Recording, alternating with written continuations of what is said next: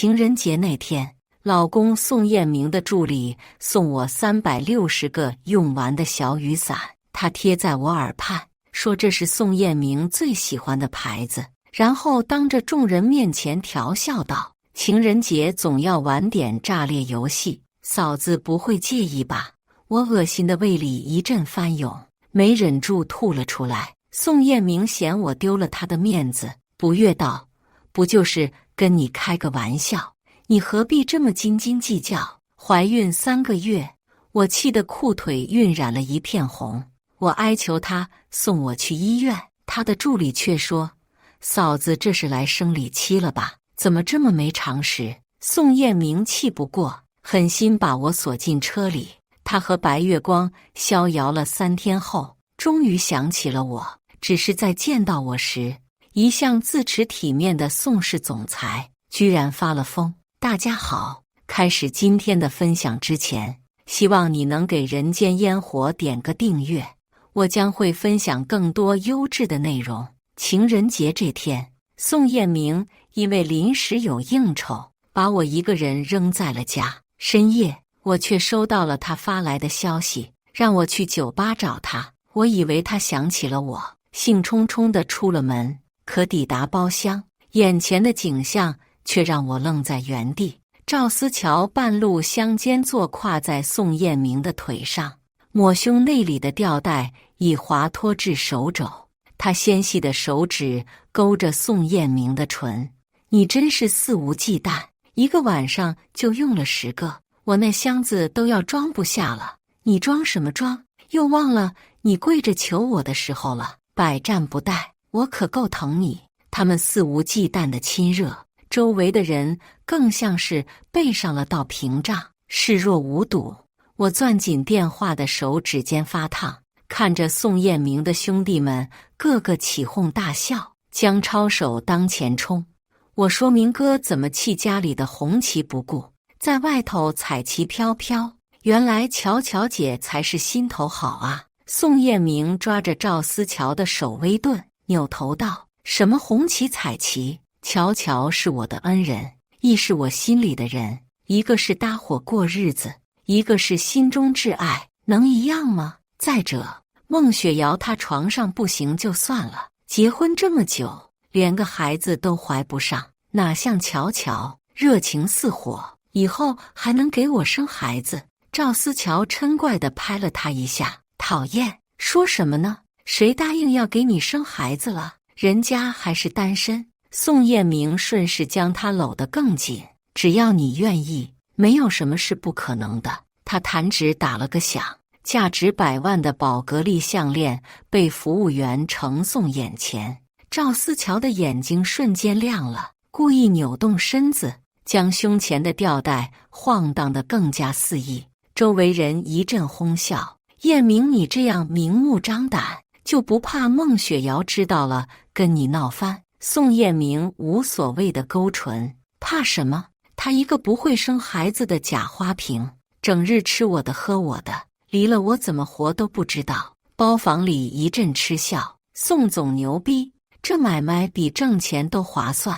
我浑身的血液倒流，颤抖着身体推开门，可还没等走进去，一个盒子已然砸到了我头上，嬉笑声烟消云散，所有人的目光都聚集在我身上，像是在看一个闯入闹剧的不速之客。我下意识看过去，满满一盒子的小雨伞散落一地，令人作呕的液体还顺着胶质边缘粘连。宋彦明赶忙拖着赵思乔坐回沙发，紧实的手臂将他护在身后。我觉得恶心，怒斥道：敢做不敢当，都做了还怕被人瞧见？你嘴下积点德，乔乔还没结婚，受不了这风言风语。宋彦明搂着他的手臂又紧了几个度。一旁的江超站出来打圆场：嫂子别生气，乔乔就是喜欢恶作剧，我们这么多人在场，他就是想做什么也不能啊。他看似和善的言辞，却让身后的赵思乔坐不住了。嫂子别生气，我就是开个玩笑。他伏在我耳畔，用只能我们2个人听到的声音说：这是燕明最喜欢的牌子，整整360个。你可知道燕明爱我爱得有多深？我抬眼看着他，指甲几乎嵌入掌心。宋燕明有些不耐烦，大晚上的不好好在家待着，跑这来做什么？还把气氛搞得这么僵，没事找事。眼泪顺着脸畔滑落，他不仅将我的情人节抛在脑后，连曾经许诺我一生一世一双人，会一辈子对我好的誓言，也沦为了泡影。我深呼吸，压住所有的委屈。宋燕明，你真不要脸，不是你让我来的吗？我要是不来，还真看不到刚刚那一出。宋燕明急了，孟雪瑶，你别给脸不要脸，你不能生就算了，整天还跟个僵尸一样，你满足不了我，我还不能找别人。我看向尚未隆起的小腹，顿感一阵苦涩。结婚3年，为了给宋燕明一个圆满，我寻觅着各种汤药调理自己。苦涩的药汁，即便吐到昏天黑地，即便喝到身体紊乱，我依旧没有放弃。可这些在宋燕明眼里都是理所应当，是我作为妻子的本分。他从未看到我喝下那些汤药时的艰难，也从未体谅过我身体和精神上的双重折磨。3个月前，我查出怀孕，几次想告知宋燕明，他却总以工作忙为由搪塞我。如今又以如此残忍的方式将我的心撕得粉碎，他怎么可以？宋燕明，我们离婚吧。我说的认真，表情也分外笃定。宋燕明像是听到了什么不可思议的话，先是一愣，随即脸上浮现出一抹嘲讽。离婚？孟雪瑶，你以为离了我你能活？别做梦了，你吃我的，喝我的，离开我，你什么都不是，倒不如乖乖听话，安分守己的做好宋太太。我不计前嫌，你照想荣华富贵，何乐而不为？没等我说话，一旁的赵思乔面露苦涩。就是啊，嫂子，燕明哥心里还是有你的，方才还说着什么情人节要给你惊喜。他看着宋燕明，话却是说给我，都是成年人，玩点炸裂游戏不过分吧？嫂子你不要介意哦。说着，他拿起酒瓶对准地上的小雨伞，水气球有没有玩过？手感稚嫩，贴在皮肤上刚刚好，你一定要试一试。带有残温的胶质贴在我的手臂，我恶心的胃里一阵翻涌，没忍住吐了出来。呕吐物沾满了赵思乔的衣服和头发，他瞬间尖叫起来：孟雪瑶，你他妈故意的吧？他一边手忙脚乱地擦拭，一边怒目圆睁地瞪我。包房里的人目瞪口呆，宋燕明更是火冒三丈，冲过来指着我的鼻子骂：孟雪瑶，你太过分了，乔乔就是开个玩笑，你何必这么斤斤计较？我被他推倒在地，双手浸在那堆恶心的胶质物体里。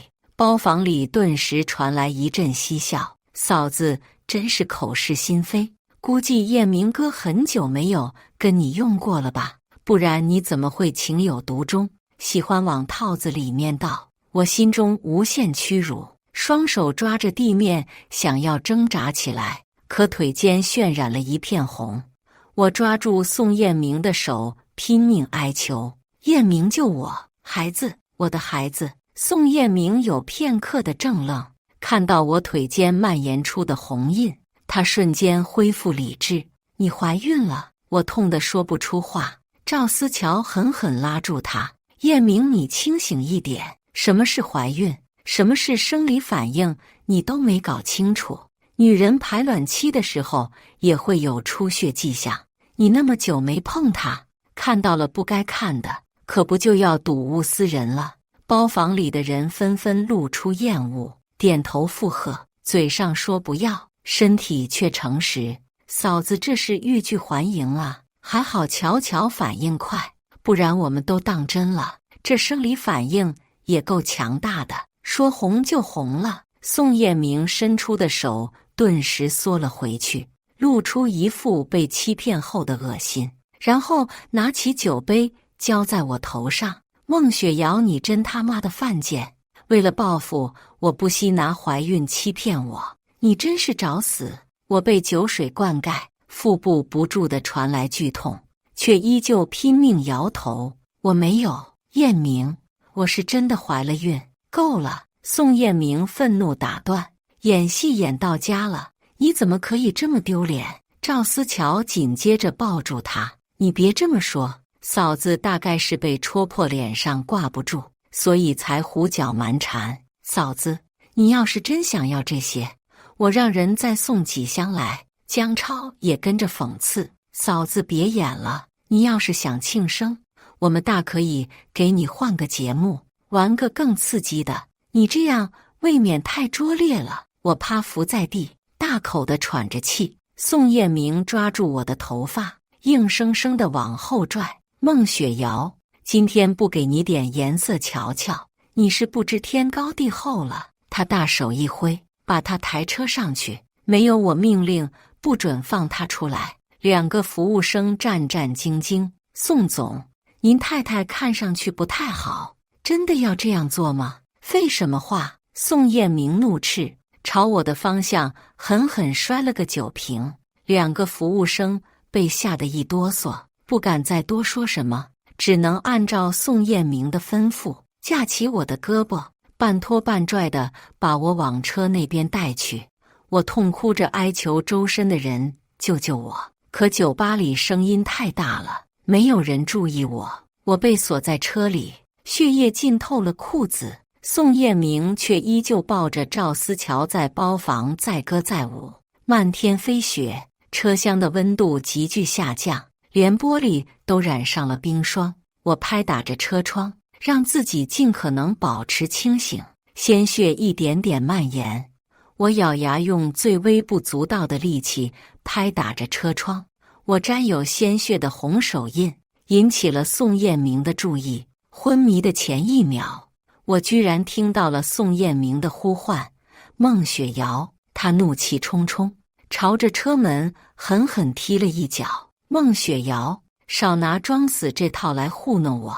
你不就是想引起我的注意，想让我放你出来吗？只要你乖乖听话，只要思乔玩得开心，我一准把你放出来。我听到他的说话，想开口求救，可虚弱的身体已不足以让我发出声音。腹部的痛感愈发强烈，血液浸湿了脚垫。宋彦明却抱着赵思乔在飞雪中热吻，他娇嗔地唤着宋彦明：亲爱的，好冷，大雪里做这事会不会太刺激？宋彦明边咬住他的唇，边将他抱上了车。瘫坐在副驾驶的我奄奄一息，宋彦明却抱着赵思乔在车后座颠鸾倒凤。讨厌，你轻一些，别忘了你老婆还在这。宋彦明不屑地勾了勾唇，管他呢，他爱怎样就怎样，今天你才是最重要的。说罢，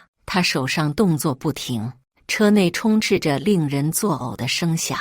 我绝望地看向窗外，昏黄的路灯被飞雪掩盖。那一刻，我突然想起了从前。大学毕业，我在一家小众画展当志愿者，负责引导和讲解。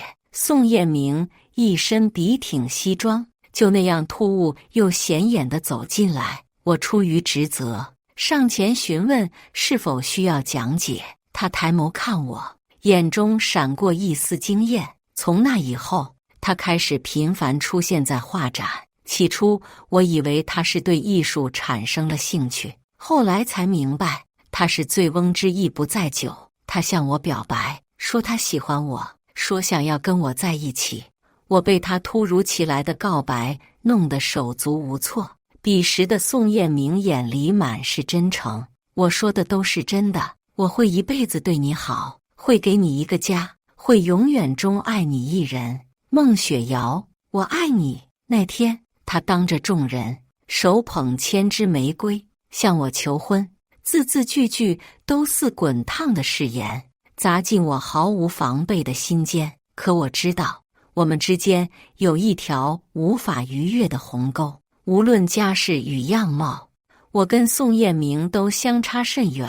我3番5次的拒绝，他照旧乐此不疲，一次又一次地向我表达他对我的真心。我内心的防线在他的执着下崩塌，答应了他。在一起后，我们满是甜蜜与温馨。我们会在周末的清晨一起窝在沙发里看老电影，分享同一包薯片；会在下班后手牵手漫步在夕阳下的街道，互相倾诉着工作中的琐碎。他还会在我不经意间送上精心准备的小礼物，说我配得上这世间的一切美好。宋彦明想要把公司做强做大，我辞了我心爱的画展工作，陪他四处应酬求资。后来宋彦明的公司突飞猛进，成了京市赫赫有名的宋氏总裁，而我因为长期的奔波劳累，始终没怀上孩子。宋彦明要我在家备孕，一个没有孩子的人生是不完美的，我听他的，安心备孕。他却背着我招了年轻漂亮的助理，回家的时间也开始归期不定。我去找他，几次被安保拦在门外，好不容易等他出来，身边却跟着赵思乔。她容貌娇媚，举手投足都散发着成熟女人的魅力。你的任务是生孩子，别总有事没事就往公司跑，我身边有乔乔就够了，安心备你的孕。不好意思啊，嫂子，彦明哥最近压力大，火气重，我不跟着他，实在放心不下。我看着他挎在他胳膊的手，他没有任何解释，反倒一脸的理所应当。我心里不舒服，告诉宋彦明，即使工作关系，就当保持一定的距离，而非像现在。可他却不耐烦地皱眉：“你别无理取闹。乔乔对公司也有帮助，我们走得近点怎么了？你要是实在闲得慌，就多花点心思在备孕上。”他3句话不离备孕，我以为我真的怀了孕，他就还会像以前一样对我好。我拼命地喝汤药调理备孕，可宋彦明呢，依旧我行我素，回家的次数越来越少，即便偶尔回来，也是满身酒气，对我和这个家不闻不问。我几次试图沟通，他总是不耐烦地打断，让我别打扰他休息。周围的邻居劝我，要想男人回归家庭，根基还是在于孩子，有了孩子，他想不回来都难。我摸着平坦的小腹，心里有说不出的委屈和无奈。难道这段婚姻，孩子就成了我唯一的指望吗？可即便如此，我还是选择了继续坚持，期待着孩子出生后，一切会有所改变。我不甘心，也不相信，3年的相濡以沫，就这样被一个外来人轻易摧毁。我开始无休止地讨好宋彦明，用各种方法挽回他的心，可他依旧一如既往。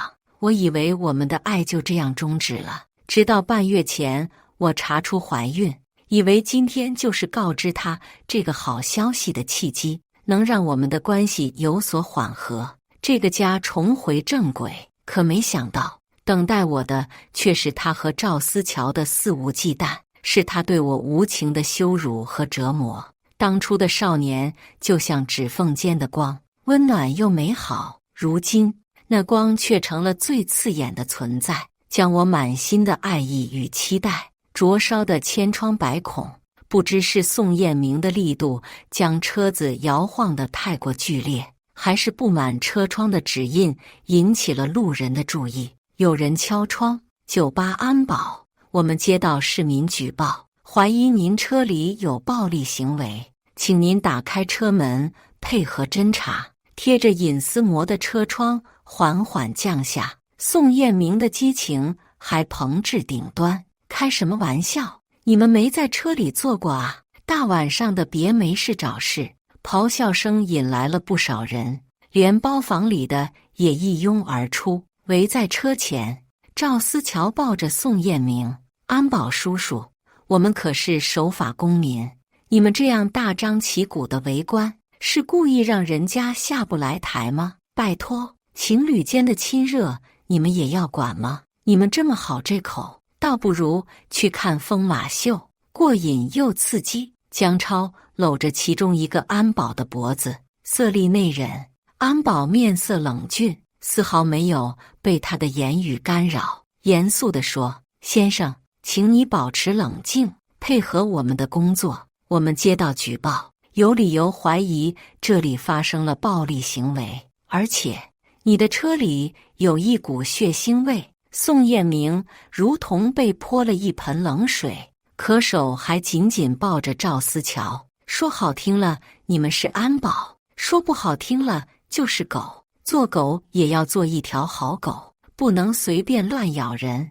安保看向方才的2名服务生，你们确定他是被扔在这车里了吗？宋彦明愤怒地拍掉他指着车的手，怎么，那是我老婆，我老婆喜欢这口，你也有意见？包房里的人纷纷站出来，他老婆相当好这口，人家的家事你们怎么就这么爱操心？3人还能一起玩出花来呢？就是你们不知道，他老婆看着有生理反应，欲拒还迎，玩得贼嗨。明哥，回去好好调教调教，没准弄出来新鲜，给你怀一个小黄人。众人哄笑，试图混淆视听。安保眉头紧皱，再次跟服务生确认，确不确定是这辆车？姜超站出来打断：“你们再敢胡言乱语，信不信我让老板今天就把你们开了？”姜超是酒吧的股东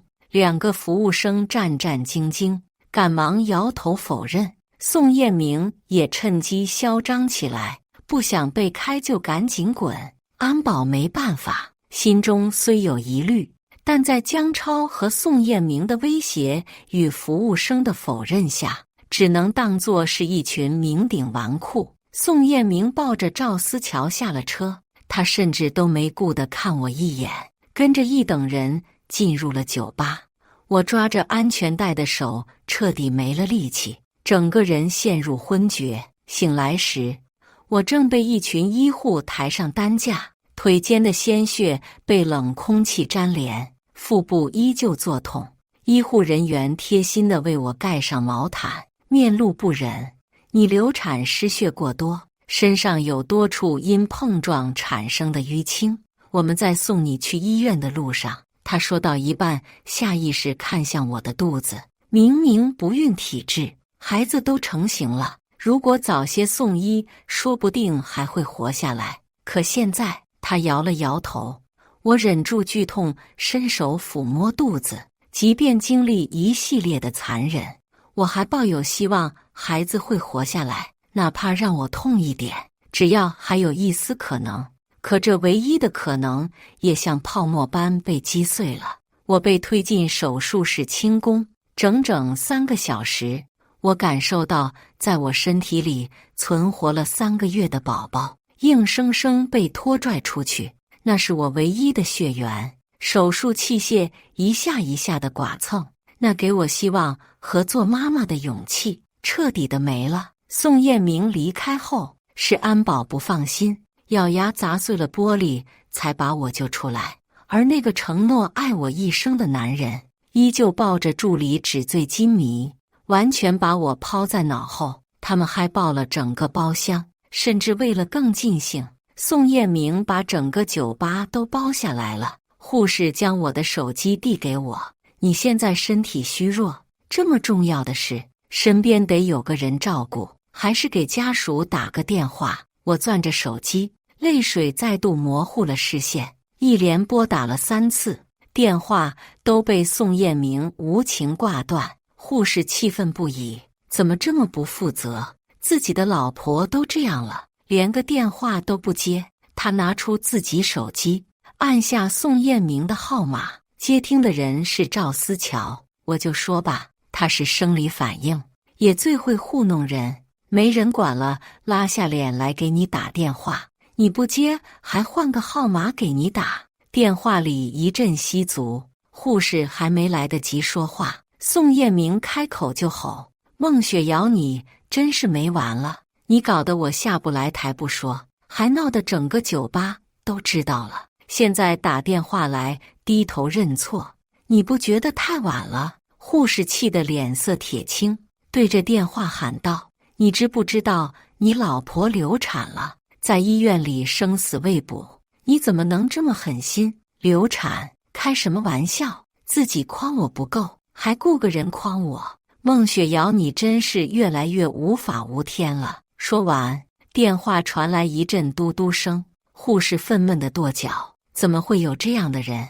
怕影响我情绪。”护士嘱咐我好好休息，便转身离开。开门时，一对年轻夫妇抱着怀里刚出生的孩子路过，婴儿的啼哭像一把利刃，直直刺进我的心。如果我的孩子能活下来，我也可以享受这为人母的喜悦，可惜不能了。眼泪顺着脸颊滑落，我拿出手机给律师同学发去消息，帮我拟一份离婚协议，然后又给宋彦明发了条：“我们离婚吧。”不出3分钟，宋彦明的电话打过来：“孟雪瑶，你又闹哪出？离了我，你以为你能活？不就是因为你生理反应让我丢脸？我训斥了你几句，你认为自己很在理？算了。”他突然想到什么，我晚点就回去，少耍小孩子脾气。电话挂断前，我听到赵思乔的痛呼：“轻一点，我疼。”那一刻，曾经熬夜陪他应酬的日子，为了备孕喝到吐的汤药，都成了一场彻头彻尾的大笑话。我在医院里整整躺了3天，3天，宋彦明始终没有出现。律师同学给我送协议的时候，说在医院里碰到了宋彦明，他穿着件睡衣，抱着个女人，女人下体全是血，他还以为是我。现在终于明白我为什么突然要离婚。我拿着协议回到家，把属于我和宋彦明的一切全都烧了。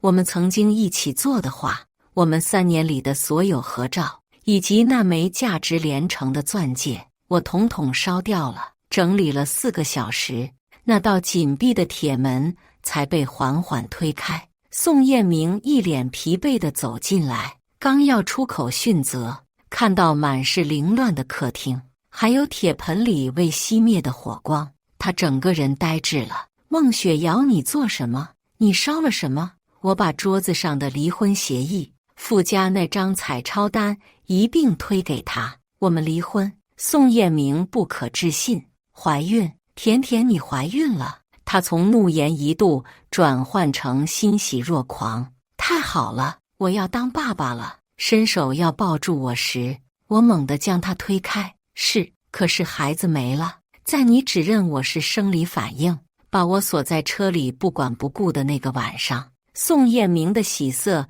顿时僵住，取而代之的是一脸的慌乱。怎么可能？甜甜，我们不开玩笑，这个玩笑一点都不好笑。你想吃什么？或者你想要什么？我们一起去准备宝宝要用的东西好不好？他的表情是那么的期待，口气是那么的急切，好似全然不知自己过错，还满心沉浸在当爸爸的幻想里。我抬手甩了他一耳光，你真叫我恶心！3年里的第一次，我恨自己当初为什么没有狠下心，为什么要为他付出？我怪自己这个巴掌怎么打得这么晚。宋彦明捂着脸，笑容僵住，却出奇的没有怪我。他蹲下身子，试图将脸贴在我的肚子。我抬手又甩了他一巴掌，手心泛红，我却一点也不疼。我说的不清楚，还是你耳朵不好用了？我们得孩子没了，我流产了。宋彦明，3个月，他已经3个月了，是个成型的胎儿了。可还没来得及看一眼这个世界，就被你这个亲生父亲亲手断送了。听到我的话，宋彦明整个人都坐在了地上。不会的，甜甜，怎么会呢？我以为你在骗我，我真的没想到你怀了孕。甜甜，不会的。他发了疯似的咆哮，双手不住地捶击地面。看似真的在为自己的所作所为深感痛心。我冷冷地看着他，宋彦明，你在装什么？孩子是被你亲手害死了，你把我锁在车里，任由我在冰天雪地中流血昏迷，你却和赵思乔寻欢作乐，现在装无辜，你不觉得恶心吗？